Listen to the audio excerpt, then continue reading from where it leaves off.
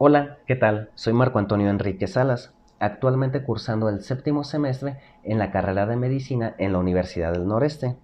En esta oportunidad quiero platicarles sobre el carcinoma epidermoide por parte de la materia de dermatología. Primero comencemos definiendo el carcinoma epidermoide, el cual es una neoplasia cutánea maligna derivada de las células suprabasales de la epidermis o sus anexos.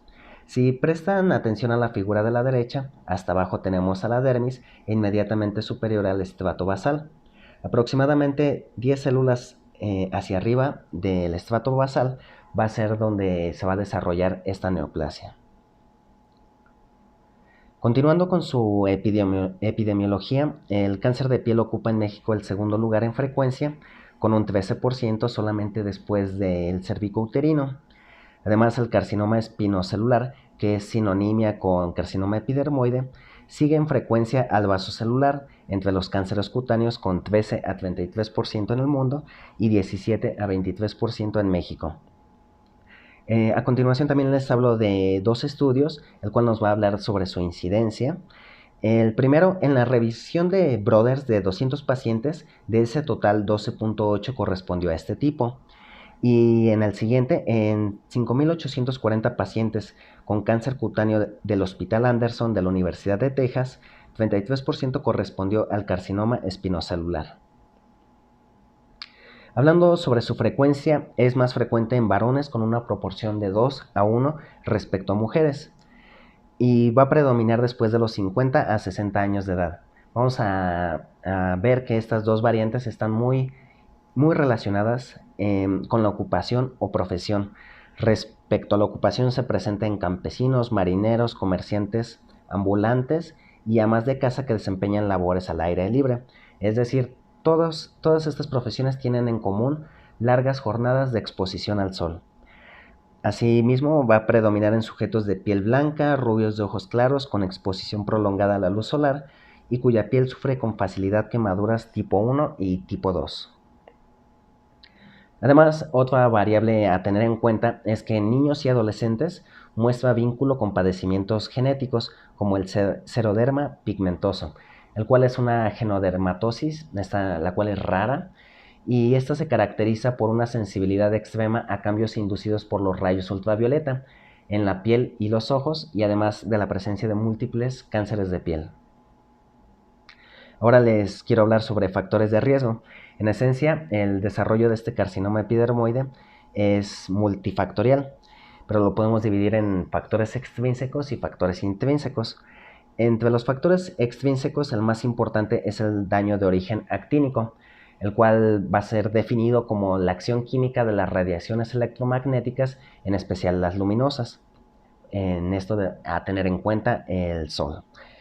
Acumulativo, que depende de exposición prolongada a luz solar.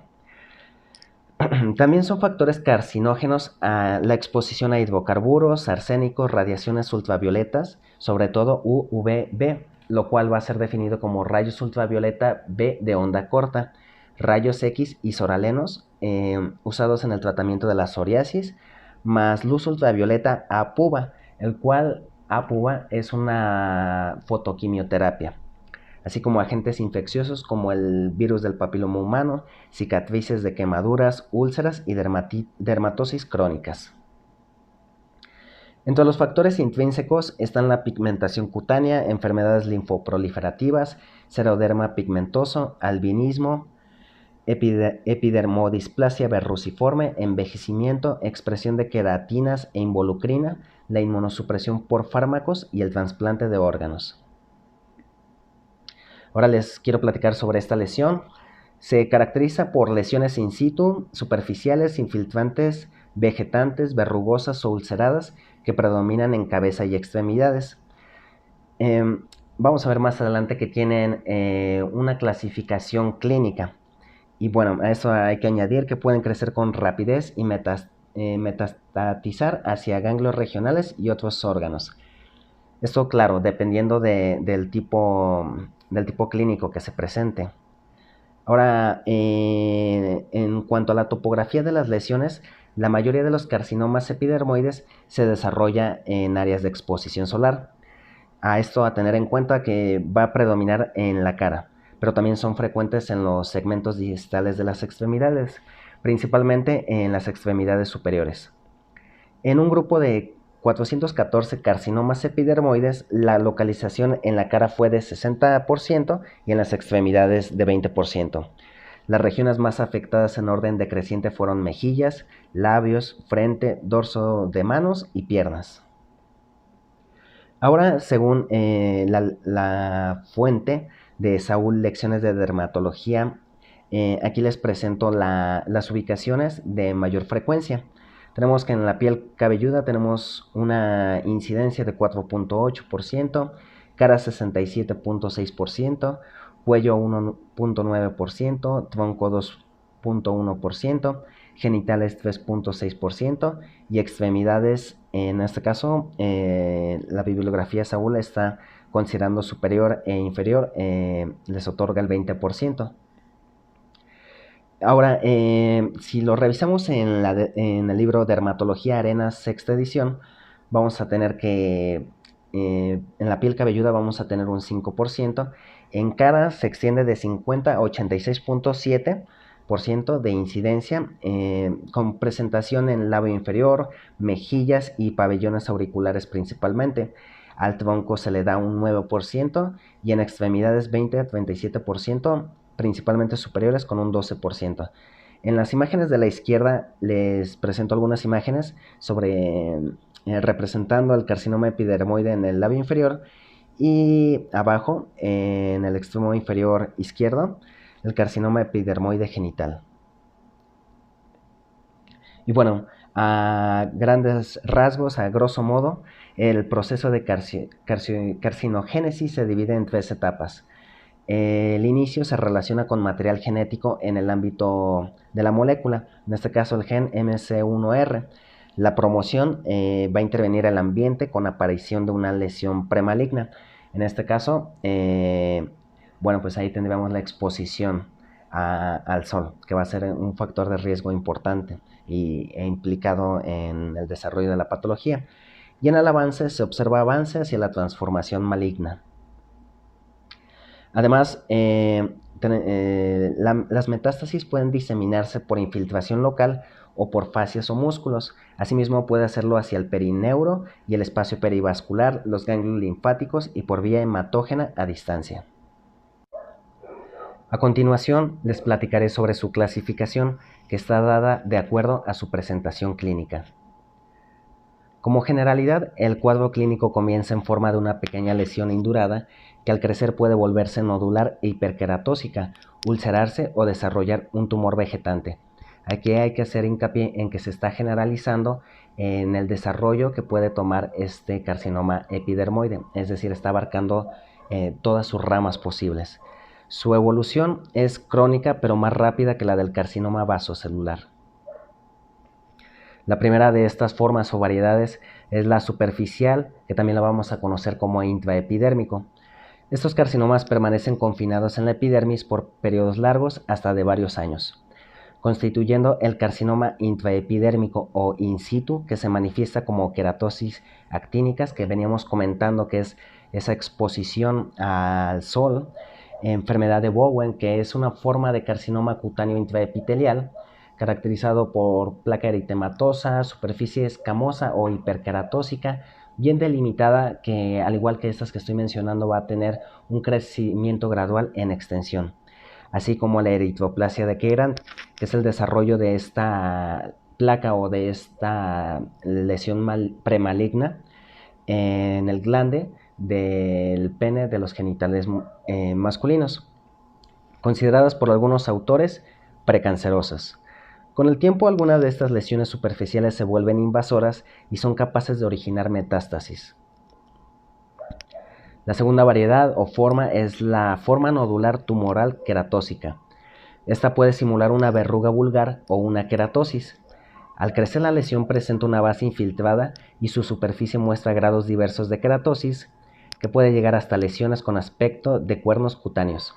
Aquí en la fotografía les muestro un carcinoma epidermoide verrugoso. La tercera forma, la forma ulcerosa, es la variedad más frecuente. En su forma típica se observa una úlcera de superficie irregular que asienta sobre una base saliente, indurada, que infiltra los tejidos adyacentes en mayor o menor grado. Algunas de estas lesiones pueden crecer hacia los tejidos en profundidad y también a tener en cuenta que es la forma que metastatiza más. Como cuarta forma o variedad, la forma vegetante o verrugosa. Casi siempre aparece sobre lesiones inflamatorias crónicas. Produce una neoformación que puede alcanzar grandes dimensiones. Esta variante se ha observado en cicatrices de quemaduras, úlceras de pierna, micosis profunda y lupus eritematoso discoide. Aquí en la fotografía les presento un carcinoma epidermoide vegetante, así como en la siguiente diapositiva les voy a mostrar carcinoma epidermoide vegetante en distintas ubicaciones. Como quinta forma, la epiteliomatosis múltiple. Se acompaña de epiteliomas vasocelulares y enfermedad de Bowen. Se observa en personas con xeroderma pigmentoso, epidermodisplasia verruciforme y arsenicismo crónico. Aquí les presento la clasificación de carcinomas según sistema TNM, utilizado para distintos tumores. La T para tamaño, N presencia de ganglios nodos regionales y M para metástasis. Esta clasificación será útil para el estadiaje de nuestro paciente. El carcinoma epidermoide tiene un grado de malignidad intermedio entre el vasocelular y el melanoma. Crece con mayor rapidez y es más invasivo que el vasocelular, y a diferencia de este último, es factible que genere metástasis, principalmente en ganglios regionales. De acuerdo a factores tales como el tamaño, grado de invasión, tipo clínico de tumor, localización y características histológicas, el porcentaje de metástasis del carcinoma epidermoide varía desde 1 hasta 50% según diversas estadísticas. Los carcinomas desarrollados sobre queratosis actínica son menos agresivos que los tumores secundarios a radiación, carcinógenos, químicos o cicatrices. Las lesiones que afectan áreas semimucosas como el bermellón, es decir, la parte expuesta de la boca, o los genitales externos, originan metástasis con mayor frecuencia y más precozmente que aquellos tumores con localización estrictamente cutánea. En las imágenes de la izquierda les presento una imagen de carcinoma epidermoide en región anogenital. En esta localización siempre son epidermoides. Y hacia su derecha el carcinoma epidermoide en pene y escroto, que aquí deriva de un condiloma gigante de Buchse-Lowenstein. Hablando en torno a la patología, las células que proliferan en este tumor muestran cierto grado de maduración hacia la formación de queratina y se asemejan a las células de la capa espinosa de la epidermis. Las masas neoplásicas que invaden la dermis están compuestas de células de aspecto epidermoide, es decir, que simulan a las de la epidermis, y de células atípicas pleomórficas, es decir, que tienen distintas formas en proporción variable. Este es un dato muy relevante. El grado de malignidad muestra relación directa con las atipias e inversa con los globos, que también las vamos a conocer según la fuente que consultemos como perlas córneas, es decir, con la diferenciación. Lo cual, resumido, que los menos diferenciados son más malignos y los más diferenciados son, por ende, más benignos. Los bien diferenciados se parecen más a la epidermis, es decir, y por esto se le otorga la palabra de epidermoides, y los menos diferenciados son los más pleomorfos. En la dermis superficial aparece infiltrado inflamatorio crónico moderado. Con mucha frecuencia se observa elastosis solar. Datos histopatológicos. La biopsia es definitiva, es decir, el gold estándar. Puede ser translesional, escisional, en socabocados o por rasurado. Según los datos histopatológicos se clasifica en diferenciado, de células fusiformes, acontolítico, pseudoglandular, adenoide segregans y verrugoso. Algunos usan la escala de Broders para medir el grado de agresividad del tumor de acuerdo al número de células diferenciadas. y cuando existan dudas puede definirse por el estudio de citoqueratina y por microscopía electrónica que muestra reducción del número de desmosomas y tonofilamentos. Aquí les presento la clasificación de Broders de acuerdo al grado de diferenciación celular, que va desde el 1 al grado 4. En el primero tenemos que mayor a 75% células diferenciadas que muestran queratina. En el grado 2, 50-75% células diferenciadas que muestran queratina. En el grado 3, 25 a 50% células diferenciadas que muestran queratina. Y en el grado 4, menor a 25% células diferenciadas que muestran queratina. Diagnóstico diferencial. Van a existir un conjunto de patologías que semejan este carcinoma epidermoide, pero principalmente dos van a ser las que van a semejar más y por ende van a tener mayor dificultad para hacer el diagnóstico. La primera es el carcinoma vasoepidermoide. Esta se considera una variedad intermedia o de transición entre el carcinoma vasocelular y el epidermoide. El siguiente es y que se menciona que puede ofrecer mayor dificultad es el queratoacantoma. A su izquierda les presento un queratoacantoma y a su derecha les presento una tabla donde vamos a comparar y buscar diferenciar entre el carcinoma vasocelular y el epidermoide. Como sus características, la primera, la frecuencia vasocelular es más frecuente y en el epidermoide va a ser menos frecuente. En cuanto a su sexo, en el vasocelular es más frecuente en las mujeres y el epidermoide se va más en los hombres. En la edad, en el vasocelular va a predominar en la sexta o séptima década de la vida y en el epidermoide va a predominar en la séptima década. En su topografía, el vasocelular va a ser centrofacial y en el epidermoide va a ser labio inferior, genitales, extremidades. En su morfología, el vasocelular es muy polimorfo y en el epidermoide va a ser más monomorfo. Las metástasis en el vasocelular son raras, es decir, excepcionales, y en el epidermoide son posibles. En su histología, en el vasocelular son células basaloides y en el epidermoide son células semejantes a las espinosas, mismo dato que ya se venía comentando. En el estudio histopatológico debe diferenciarse de enfermedades granulomatosas crónicas que se acompañan de hiperplasia pseudoepiteliomatosa como leishmaniasis y micosis profundas. Su diagnóstico. En la mayor parte de los casos el diagnóstico clínico no ofrece dificultades.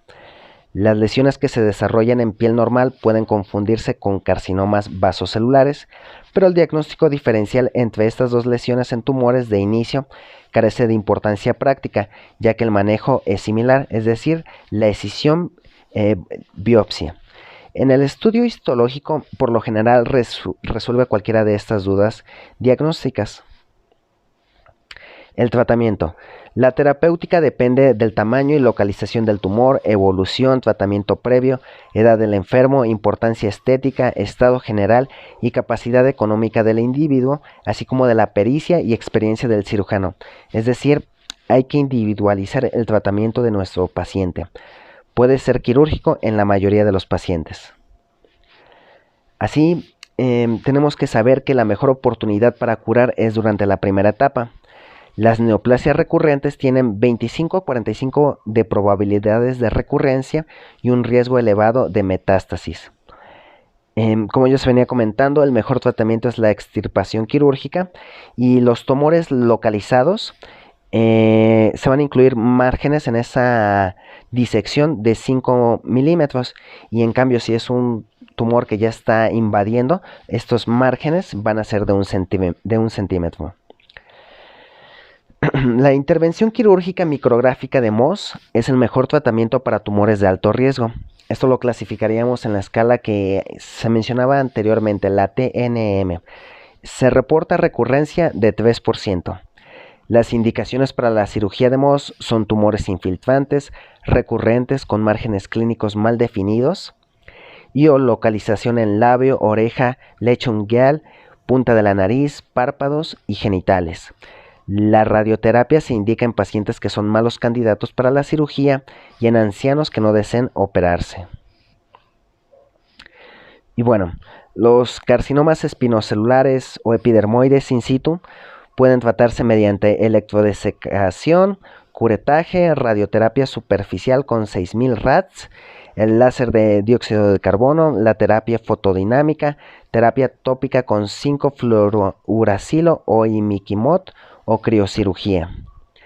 Los interferones solo se usan cuando los pacientes no son idóneos para el tratamiento quirúrgico y se ha usado con éxito el interferón alfa 2B por vía intralesional.